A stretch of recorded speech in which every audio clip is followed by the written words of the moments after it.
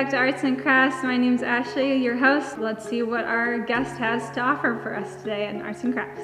Hi guys, welcome to Arts and Crafts. My name is Kenzie. I'm super excited that you guys tuned in and have joined me at Arts and Crafts.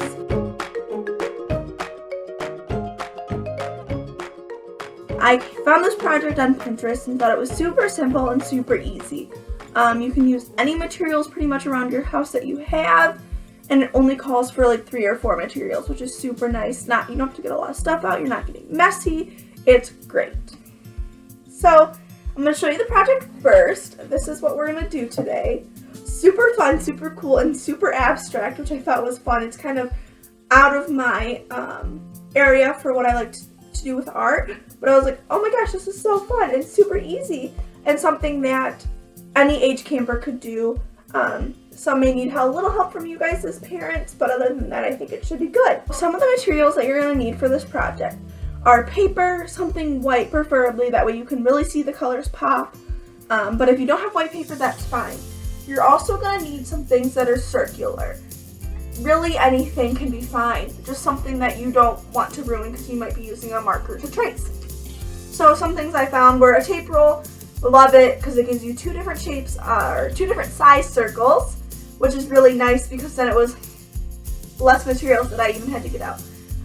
And then a cup, because again, 2 different size circles, and they're different than the tape. Because you want to get a different variety of circle sizes on your paper so that it's not all just the same size circle that you're doing. The next thing you're going to need is a black Sharpie, a black marker, a black crayon, a black pencil, whatever you can find around your house that is black, that is bold, that it will stick out for your circle tracing. And lastly, you're going to need something to color with. So you can color with crayons, colored pencils, marker, watercolor paint, whatever you have in your house that's accessible. If you don't want to make a mess, I would recommend sticking to crayons or colored pencils. But if you're feeling like getting a little messy today, then maybe you want to do markers or paint. And then you might, if you're going to color with like a Sharpie or a marker, want something to put underneath your paper so that it doesn't bleed through onto whatever surface you are going to do it on. We are going to do the tracing. So I found that if you find your biggest circle first and put it right in the middle, that gives you a starting point of what to trace first and where to start. So that's what I'm going to do. I'm going to get my biggest circle, which is my tape. I'm going to take my marker and I'm going to press very lightly because I'm using a Sharpie, and just trace around my circle. So I have my one circle. Your circles don't have to be perfect. Some of mine before have just been really messy. So just one circle.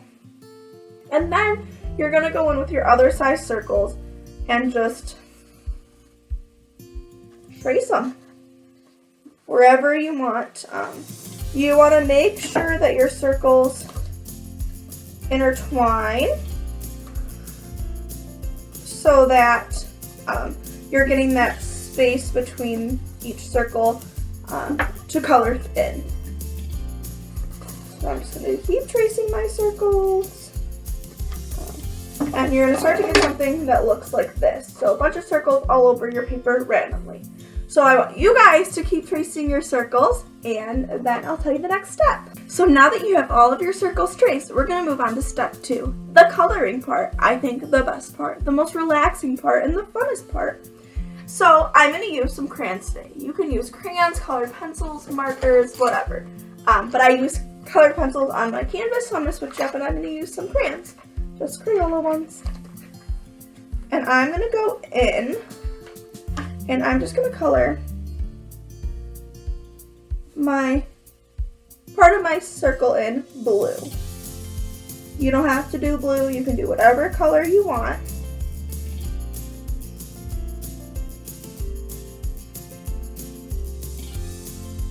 Just going to color it in. You definitely should try and color in the lines. I definitely just went out of the lines, but that's okay because you can just cover it up with your next color.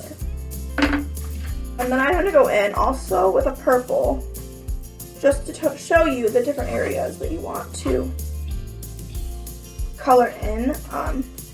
Okay, so now that I have those two areas in, so you want to color in the big areas and the little areas. But you don't want to color in this side purple too, because there's a line which shows you that it's a different spot. So each spot you want to color in a different color.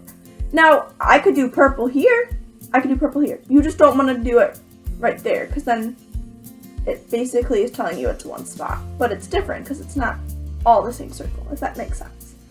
So you're going to keep going and I'm going to go with red. Now we're going to color.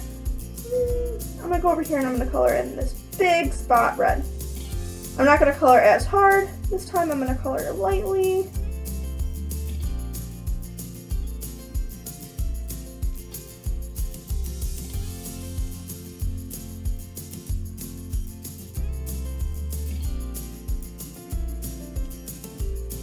Again, coloring's not perfect, but there.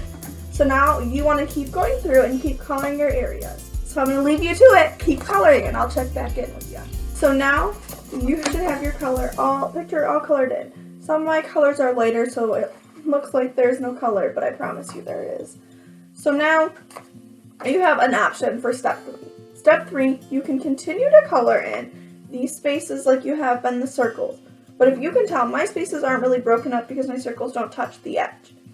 So what I did with my canvas was I just colored in the background very lightly black. But you can also just leave it white. I think coloring it in a light color though, one solid, kind of helps the circles pop just a little bit more and makes it look complete. But again, it's up to you. You get to choose how you want to do this project. It's challenge by choice. I want to thank you guys for joining me, and I hope that we can see each other in person really soon. I hope you guys are staying safe and staying healthy. Bye guys, have a good rest of your weekend. Hey everyone, thank you so much for all your creativity this summer, and we'll see you next summer.